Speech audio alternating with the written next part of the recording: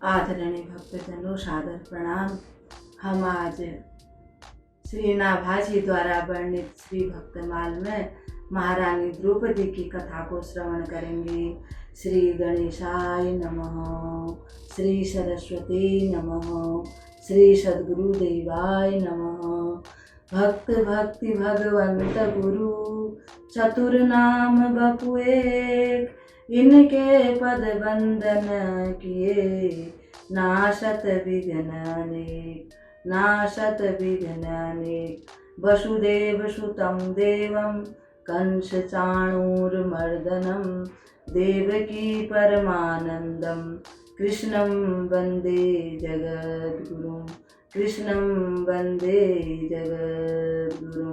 वो श्री नाभाजी महाराज की जय, श्री गौरी शंकर भगवान की जय, श्री महारानी द्रौपदी जी की जय।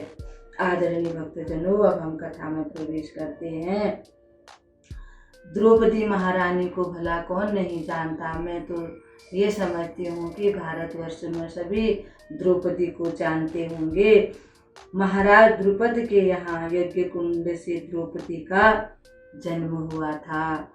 उनके दो भाई थे, एक का नाम था धृष्टद्युम्न और दूसरे भाई का नाम था शिखंडी। इनका शरीर कृष्ण यानी सांवले रंग की थी, इसलिए इनका नाम कृष्णा भी पड़ा। ये अत्यंत कोमल और सुकुमार और बहुत सुंदर थी। महाराज द्रौपद ने इनका बड़ा ही लालन पालन किया, बड़े प्रेम से। द्रौपदी की माता और महाराज जो द्रुपद हैं, दोनों माता पिता सब ने बड़े प्रेम से, बड़े लाड प्यार से इनका पालन पोषण किया। जब ये बड़ी हो गई तब महाराज द्रुपद ने इनका स्वयंवर रचा और उसमें देश विदेश के अनेकों राजा सम्मिलित हुए।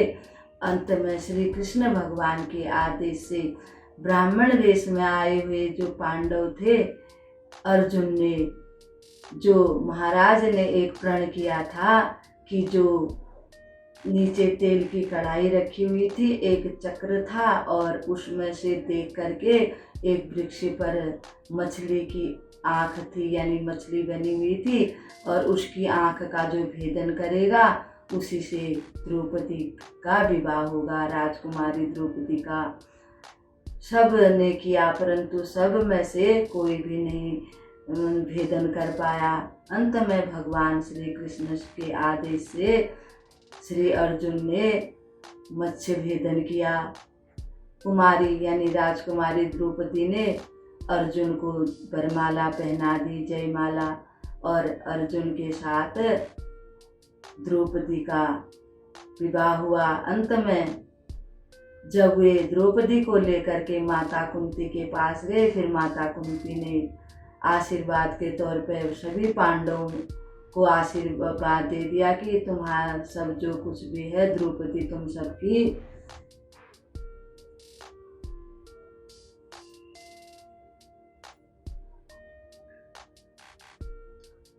माता कुंती ने बिगड़ देखे ही जब द्रौपदी को लेकर के पांडव जा रहे थे तो माता द्रौपदी ने बिगड़ देखे कहा कि जो कुछ भी लाए हो आपस में बांट लो, क्योंकि उन्होंने माता को मजाक में कह दिया था कि मैया देखो आज हम क्या चीज़ लाए हैं। इस कारण से फिर भगवान की आज्ञा से द्रौपदी का विवाह पांचों पांडवों के साथ हो गया। पांडव बड़े ही सहनशील, बड़े शक्तिशाली, धैर्यवान थे और वे द्रौपदी के लायक थे, इसलिए भगवान की आज्ञा से द्रौपदी का विवाह सभी पांडवों के साथ हो गया। द्रौपदी अपने शील स्वभाव और अपने प्रेममय बर्ताव से सबको प्रसन्न रखती थी।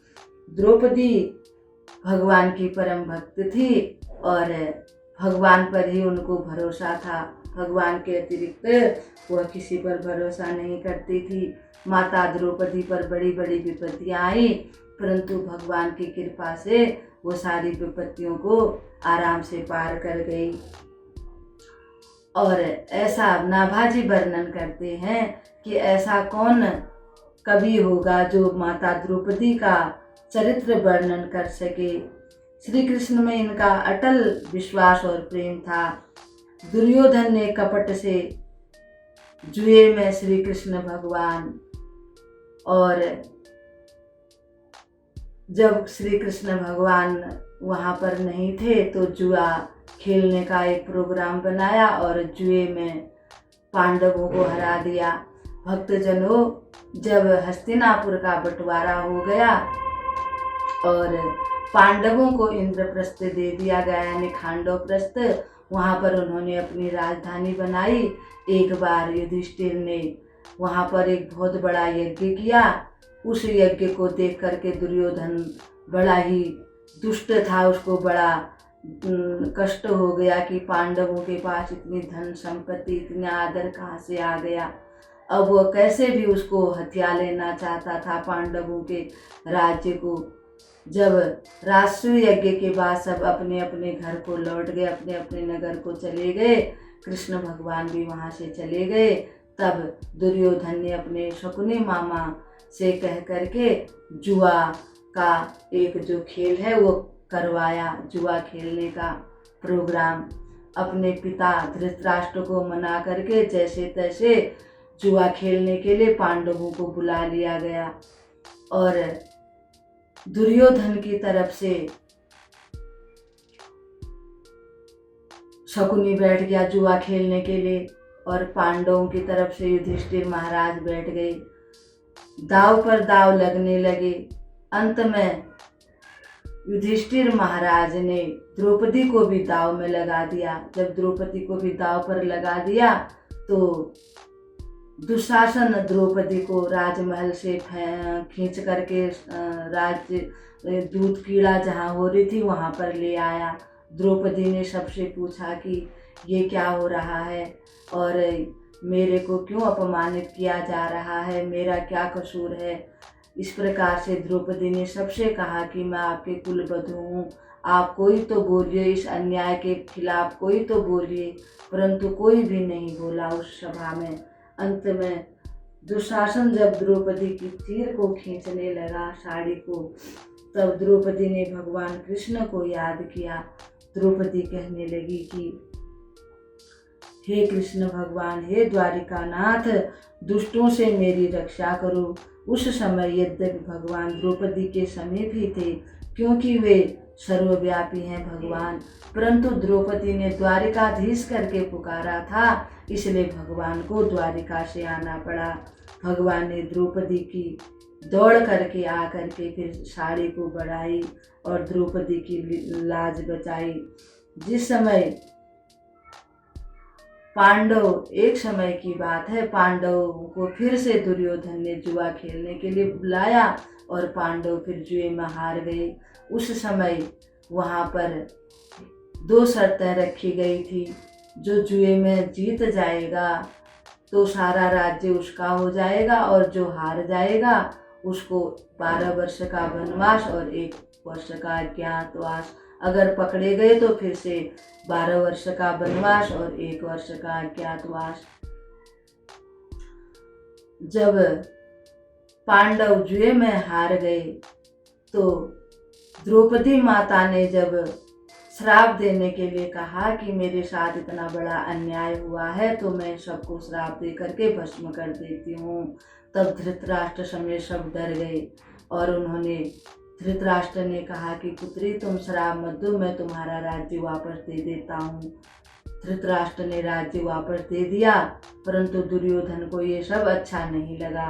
दुर्योधन ने दोबारा से जुआ खेलने का प्रोग्राम बनाया और फिर दोबारा से पांडव जुए में हार गए। फिर उनको 12 वर्ष का वनवास और 1 वर्ष का अज्ञातवास हो गया। वे वन वन में इधर कभी उधर कभी इधर इसी प्रकार से वन में वास करने लगे पांडव लोग। एक समय दुर्योधन के राज्य में यानी दुर्योधन के घर पर दुर्वासा ऋषि का आगमन हुआ। दुर्वासा ऋषि बड़े क्रोधी मुनि कहे जाते हैं। उनके साथ उनके 10,000 शिष्य भी थे। दुर्योधन ने उनकी बड़ी सेवा की, इतनी सेवा की कि दुर्योधन की सेवा से दुर्वासा ऋषि बड़े प्रसन्न हो गए। दुर्वासा जी ने दुर्योधन से वर मांगने के लिए कहा। मूर्ख दुर्योधन हमेशा दूसरों का बुरा ही चाहता था। अगर वह अच्छा चाहता तो कुछ भी मांग लेता। बड़ा प्रसन्न होकर के कहने लगा, हे ऋषिवर, अगर आप मुझसे प्रसन्न ही हैं तो मेरे बड़े भ्राता युधिष्ठिर पांडव वन में हैं, उनको भी जा करके आप दर्शन दे दीजिए। मन में ये सोचता था कि अगर पांडव इनकी इच्छा पूरी नहीं करेंगे तो ये श्राप दे देंगे और पांडव ऐसे ही मर जाएंगे। और ये भी कहा कि उस समय जाना जब द्रौपदी भोजन कर लेंगी। दुर्वासा ऋषि ने ऐसा ही किया। वे ऐसे समय पर गए जब माता द्रौपदी भोजन कर चुकी थी और सभी पांडव भी भोजन कर चुके थे। तब दुर्वासा जी वहाँ पर पहुँचे और जाकर के कहने लगे कि हे महाराज युधिष्ठिर, हम सब लोग भोजन करेंगे, हम स्नान इत्यादि करके आते हैं, तब तक आप भोजन की तैयारी कर लीजिए। महाराज युधिष्ठिर ने द्रौपदी को बुलाया। द्रौपदी, दुर्वासा जी अपने शिष्यों के साथ पधारे हैं, उनके लिए भोजन की तैयारी करो और भोजन बनाओ। माता द्रौपदी कहने लगी, हे स्वामी, मैंने तो भोजन कर लिया है और जो सूर्य भगवान ने बटलोई दी हुई है वो भी मैंने धो धा करके रख दी है। महाराज युधिष्ठिर बड़े दुखी हो गए। वे कहने लगे कि अब हम क्या करें। उन्होंने कहा, नकुल और सहदेव से कहा कि हे अनुज, तुम जंगल में से लकड़ी ले आओ और एक चिता बनाओ, हम सब भाई उसमें भस्म हो जाते हैं, हम अग्नि समाधि ले लेते हैं, क्योंकि किसी ब्राह्मण का अपमान करने से तो अच्छा यही होगा कि हम अग्नि में प्रवेश कर जाएं। तब माता द्रौपदी कहने लगी कि आप लोग इतने दुखी क्यों होते हैं। जिस भगवान श्री कृष्ण ने हमारी हमेशा सहायता की, वो कहीं दूर थोड़ी न गए हैं, अभी भी वो हमारे साथ ही हैं, हमारी अवश्य रक्षा करेंगे। आप भाव से उनको पुकारिए। पांडव बड़े प्रसन्न हो गए। तब महाराज युधिष्ठिर ने द्रौपदी की वाणी को सुन करके भगवान श्री कृष्ण का ध्यान किया। उसी समय भगवान श्री कृष्ण वहाँ तुरंत प्रकट हो गए और कहने लगे आकर के कि मुझे भी बड़ी भूख लगी है, कुछ खाने के लिए दो। यह सुनकर सबको बड़ा संकोच हो गया। सब सोचने लगे, देखो तो सही, आज हमारे घर में जब कुछ है नहीं तब भगवान भी ऐसी बात कर रहे हैं, अब हम भगवान को क्या खिलाएं। जब सबको संकोच हो गया, सबको संकुचित देखकर भगवान बड़े प्रेम से मीठी वाणी से बोलने लगे, तुम्हारे घर में तो पूरी दुनिया को भोजन कराने की सामग्री रखी हुई है, सामान रखा हुआ है। दुर्वासा ऋषि की तो क्या बात है, सारे विश्व को भोजन करा सकने की सामर्थ्य है, परंतु तुम देना नहीं चाहते हो, तुमने भोजन को छिपा रखा है। और जब ऐसा कहा तो द्रौपदी मैया वो बटलोई लेकर के आ गई। वो बटलोई, वो पात्र उन्होंने कृष्ण भगवान के आगे कर दिया। भगवान ने अपनी लीला से ही बटलोई को घुमा घुमा करके देखा तो उसमें एक छोटा सा सब्जी या चावल का दाना, कुछ भी समझ लीजिए, वो लगा हुआ था। भगवान ने उसी सब्जी और चावल के दाने को बड़े प्रेम से भोग लगाया और सारे विश्व का पेट भर गया। सब लोग बड़े प्रसन्न हो गए। दुर्वासा ऋषि स्नान करने के लिए गए हुए थे नदी में अपने शिष्यों के साथ। जैसे ही भगवान ने उस प्रसाद का भोग लगाया, उनके पेट तो इतने भर गए कि पेट में अफारा आने लगा। वो कहने लगे, अरे ये क्या हो गया, ये क्या हो गया, हमारा तो पेट पहले ही भर गया है, अब हम महाराज युधिष्ठिर यानी धर्मराज का जो निमंत्रण है उसे कैसे स्वीकार करें, हमें तो कुछ अब पाने की इच्छा ही नहीं है। तब दुर्वासा मुनि ने कहा कि एक बार जो अम्बरीश थे, अम्बरीश के साथ भी कुछ ऐसा हो गया था और उनका चक्र मेरे पीछे लग गया था। कभी ऐसा ही ना हो, पांडव हमें बुलाने के लिए आते ही हों, कहीं फिर हम किसी उसमें पड़ जाएं, परेशानी में पड़ जाएं, इसलिए यहाँ से भाग चलो। दुर्वासा जी अपने शिष्यों को लेकर के बड़े तेजी से भाग गए। पीछे से जब भीमसेन ने देखा तो वे तो जा रहे थे। भीमसेन बड़े प्रसन्न होकर के आए और सबको बताया कि वे लोग तो चले गए हैं। इस प्रकार से भगवान श्री कृष्ण ने पांडवों की सहायता की। ऐसे भगवान और ऐसे भक्त पांडवों की भगवान श्री कृष्ण हमेशा सहायता करते थे, क्योंकि पांडव हमेशा ही धर्म के मार्ग में रहते थे। भगवान कहते हैं कि जो धर्म के मार्ग पर होता है, जो अधर्म नहीं करता है, मैं हमेशा उसके साथ रहता हूँ और उसकी सहायता करता हूँ। धन्य है भगवान कृष्ण और धन्य है पांडव और माता द्रौपदी। अब आज की कथा को हम यहीं पर विराम देते हैं। कल भगवान के एक और कथा के साथ आपके सामने उपस्थित होंगे। तब तक के लिए नमस्कार। ओम सर्वे भवन्तु सुखिनः, सर्वे सन्तु निरामया, सर्वे भद्राणि पश्यन्तु, मा कश्चित् दुःखभाग् भवेत्। असतो मा सद्गमय, तमसो मा ज्योतिर्गमय, मृत्योर्मामृतं गमय।